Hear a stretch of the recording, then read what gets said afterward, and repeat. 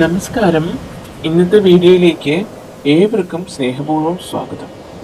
ഏവരെയും സർവേശ്വരൻ അനുഗ്രഹിക്കട്ടെ എന്ന പ്രാർത്ഥനയോടെ വീഡിയോയിലേക്ക് പോകാം. ഓരോ മലയാളിയുടെയും ഉള്ളിൽ പുണ്യത്തിന്റെ കുളിർമഴ പെയ്യ്ക്കുന്ന നാളുകൾ. രാമായണ പാരായണത്താൽ മുഖരിതമായ കർക്കിടക മാസം. ഇരുളിന്റെയും വറുതിയുടെയും നാളുകൾ കടന്ന് ആത്മാവിന്റെ വിശുദ്ധിയിലേക്ക് നമ്മെ വഴി നടത്തുന്ന പുണ്യകാലം. ഈ പവിത്ര മാസത്തിലെ ഏറ്റവും പ്രകാശപൂർണമായ അതേസമയം ആത്മീയമായി ഏറെ ആഴമുള്ള ഒരു ദിനമാണ് കർക്കിടക വാവ്. സ്നേഹിച്ചവരെ, നമ്മെ വിട്ടുപിരിഞ്ഞു പോയ പ്രിയപ്പെട്ടവരെ ഓർക്കാൻ, അവരുടെ ആത്മാവിന് ശാന്തി നേരാൻ ഒരു ദിവസം. അതാണ് കർക്കിടക വാവ് അഥവാ പിതൃബലി ദിനം. എന്തുകൊണ്ടാണ് ഈ കറുത്ത വാവ് നാൾ ഇത്രയധികം പ്രാധാന്യം അർഹിക്കുന്നത്? എന്താണ് ഈ ആചാരത്തിന് പിന്നിലെ ഐതിഹ്യം? എന്തുകൊണ്ടാണ് നാം നമ്മുടെ പൂർവികർക്കായി ഈ ദിവസം ബലിതർപ്പണം നടത്തുന്നത്?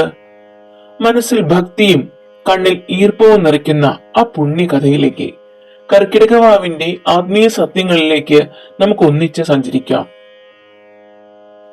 കർക്കിടക മാസത്തിലെ അമാവാസ്യ ദിവസമാണ് നാം കർക്കിടക വാവായി ആചരിക്കുന്നത്. ഹിന്ദു ആചാരപ്രകാരം ദക്ഷിണായനത്തിലെ ആദ്യത്തെ അമാവാസ്യയാണ് ഇത്.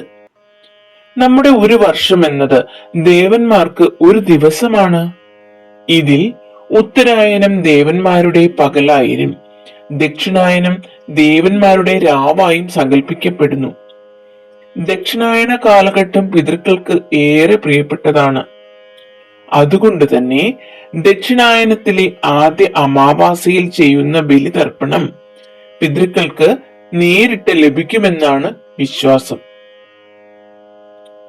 ജീവിച്ചിരിക്കുമ്പോൾ നമ്മെ അത്രമേൽ സ്നേഹിച്ച, നമുക്ക് വേണ്ടി തങ്ങളുടെ ജീവിതം ഉഴിഞ്ഞുവെച്ച നമ്മുടെ അച്ഛനമ്മമാർ, കാരണവന്മാർ, മുത്തശ്ശിമാർ ശരീരം വെടിഞ്ഞ് പരലോകത്തെത്തിയ അവരുടെ ആത്മാക്കൾക്ക് വിശപ്പും ദാഹവും ശമിക്കാനും പുനർജന്മത്തിൽ നിന്നും മോചനം നേടി ശാന്തി ലഭിക്കാനും വേണ്ടിയാണ് നാം പിതൃബലി അർപ്പിക്കുന്നത്. ഒരു തുള്ളി ഗംഗാതീർത്ഥവും ഒരു പിടി എള്ളും പൂവും ഒരു നുള്ളി ചോറും വിഷ്ണു പാദത്തിൽ സമർപ്പിച്ച് നാം പ്രാർത്ഥിക്കുമ്പോൾ അത് നമ്മുടെ പൂർവികരുടെ ആത്മാവിലേക്ക് അമൃതായി ഒഴുകിയെത്തുന്നു. കർക്കിടക വാവിന് പിന്നിൽ ഭാരതീയ പുരാണങ്ങളിൽ പറയുന്ന മനോഹരമായ ചില ഐതിഹ്യങ്ങളുമുണ്ട്. ഏറ്റവും പ്രധാനം ശ്രീരാമചന്ദ്രന്റെ കഥയാണ്. 14 വർഷത്തെ വനവാസകാലത്ത് പിതാവായ ദശരഥ മഹാരാജാവ് മരണമടഞ്ഞു എന്ന വാർത്ത രാമലക്ഷ്മണന്മാർ അറിയുന്നു. വനത്തിൽ വെച്ച് പിതാവിന് എങ്ങനെ ബലിതർപ്പണം നടത്തും എന്നറിയാതെ രാമൻ ദുഃഖിതനായി. ഒടുവിൽ വസിഷ്ഠ മഹർഷിയുടെ ഉപദേശപ്രകാരം കർക്കിടക മാസത്തിലെ അമാവാസ്യ നാളിൽ ശ്രീരാമൻ ദശരഥ മഹാരാജാവിനായി പുണ്യനദിയിൽ ബലിതർപ്പണം നടത്തി. രാമന്റെ കൈകളിൽ നിന്നും തർപ്പണജലം സ്വീകരിച്ച് ദശരഥന്റെ ആത്മാവ് മോക്ഷം നേടി എന്നാണ് ഐതിഹ്യം.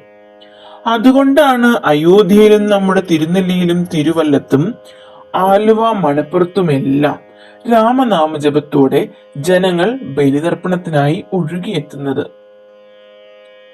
മറ്റൊരു മഹാഭാരത കഥ കൂടിയുണ്ട്. അത് ദാനവീരനായ കർണന്റെ കഥയാണ്. ജീവിതകാലം മുഴുവൻ ദാനം മാത്രം ചെയ്ത മഹാനായിരുന്നു കർണൻ. കുരുക്ഷേത്ര യുദ്ധത്തിൽ വീണുപോയ കർണൻ സ്വർഗത്തിൽ എത്തിച്ചേർന്നു. എന്നാൽ അവിടെ കർണന് കഴിക്കാൻ ലഭിച്ചത് മുഴുവൻ സ്വർണവും രത്നങ്ങളുമായിരുന്നു. ദാഹവും വിശപ്പും സഹിക്കാനാവാതെ കർണൻ ഇന്ദ്രനോട് ചോദിച്ചു, ഞാൻ എന്തുകൊണ്ട് ആഹാരം ലഭിക്കാതെ വിഷമിക്കുന്നു? അപ്പോൾ ഇന്ദ്രൻ പറഞ്ഞു, കർണ, നീ ജീവിതത്തിൽ സ്വർണവും വെള്ളിയും വസ്ത്രങ്ങളും എല്ലാം ദാനം ചെയ്തു.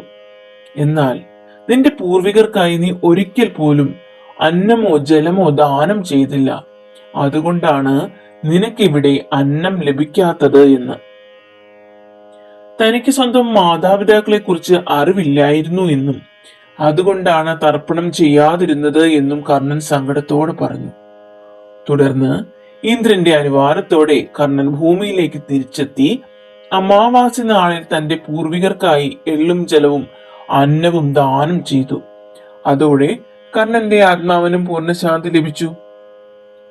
നോക്കൂ, എത്രയോ യുഗങ്ങൾക്ക് മുൻപ് എഴുതപ്പെട്ട ഈ കഥകൾ നമ്മെ പഠിപ്പിക്കുന്നത് ഒന്നു മാത്രമാണ്: നാം എവിടെ എത്തിയാലും, എത്ര ഉയരങ്ങളിൽ എത്തിയാലും, നമ്മെ ഭൂമിയിലേക്ക് എത്തിച്ച നമ്മുടെ പൂർവികരെ മറക്കരുത് എന്ന്. ചിലർ ചോദിക്കാറുണ്ട്, മരിച്ചുപോയവർക്ക് വേണ്ടി എള്ളും വെള്ളവും അർപ്പിച്ചാൽ അവർക്ക് കിട്ടുമോ എന്ന്.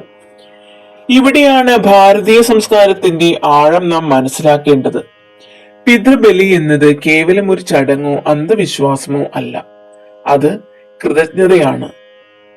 നമുക്ക് ജന്മം തന്നതിന്, നമ്മെ വളർത്തിയതിന്, ഈ ലോകം കാണിച്ചു തന്നതിന് നമ്മുടെ അച്ഛനമ്മമാരോടും പൂർവികരോടും നാം കാണിക്കുന്ന നന്ദി പ്രകാശനമാണ്. നമ്മുടെ രക്തത്തിലും ശ്വാസത്തിലും അവരുടെ DNA അടങ്ങിയിരിക്കുന്നു. അവരുടെ ആഗ്രഹങ്ങളും സ്വപ്നങ്ങളുമാണ് നമ്മിലൂടെ ജീവിക്കുന്നത്.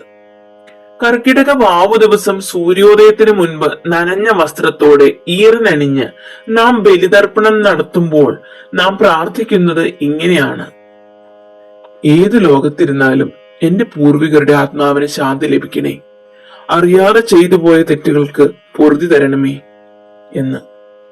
ബലിയിടുമ്പോൾ ഉപയോഗിക്കുന്ന എള്ള് വിഷ്ണുവിന്റെ വേർപ്പിൽ നിന്ന് ഉണ്ടായിരുന്നാണ് വിശ്വാസം. അത് ശാശ്വതമായ അസ്തിത്വത്തെയാണ് സൂചിപ്പിക്കുന്നത്. ദർഭപുല്ല് പവിത്രതയെയും തീർത്ഥം ശുദ്ധീകരണത്തെയും സൂചിപ്പിക്കുന്നു. ഈ പുണ്യവസ്തുക്കൾ ചേർത്ത് നാം മനമൊരുകി പ്രാർത്ഥിക്കുമ്പോൾ ആ പ്രാർത്ഥനയുടെ തരംഗങ്ങൾ അതിരുകളില്ലാത്ത പ്രപഞ്ചത്തിൽ തങ്ങി നിൽക്കുന്ന അവരുടെ ആത്മാക്കളിലേക്ക് എത്തുമാറാകുന്നു. പിതൃക്കളുടെ അനുഗ്രഹമില്ലാത്ത ഒരു കുടുംബത്തിനും ഐശ്വര്യം ഉണ്ടാകില്ല എന്നാണ് വിശ്വാസം.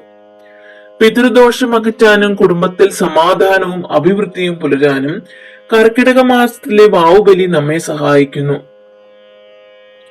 വരൂ, ഈ കർക്കിടക വാവുനാളിൽ നമുക്കും ആ പുണ്യതീർത്ഥങ്ങളിലേക്ക് ഇറങ്ങി നിൽക്കാം.